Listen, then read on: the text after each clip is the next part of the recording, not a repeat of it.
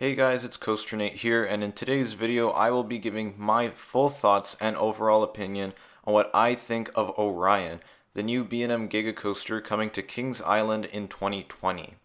This coaster has a height of 287 feet, a drop of 300 feet, a top speed of 91 miles per hour or 146 kilometers per hour, a total track length of 5,321 feet, and a total capacity of 1,650 riders per hour.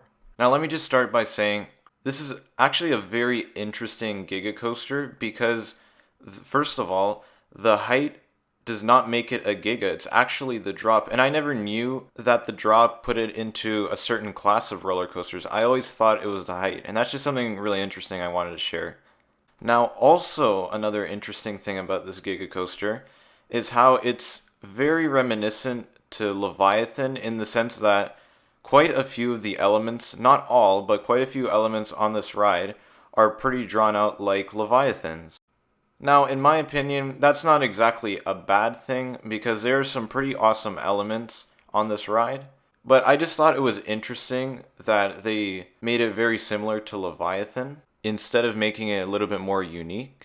But before I share more of my thoughts, let's get right into the ride experience. So you're going to start off your ride on Orion with just a very simple straight out of the station into the lift hill. And once you reach the top, you're going to get this great view of the park and also the rest of the coaster in front of you before plunging down this massive 300-foot drop, which it just looks like you're falling forever on it. Then you're going to go into your first element, which is this weird wave/overbank turn.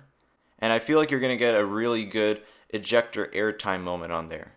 Then you're going to go up and bank right before going into this really fast and cool ejector airtime hill, similar to the one on Leviathan. Following that, you'll go into a floater airtime hill, and then into this wide helix, which it's a bit weird to put it at this point of the ride, and you do slow down a bit, but you pick up your speed right after, which is good.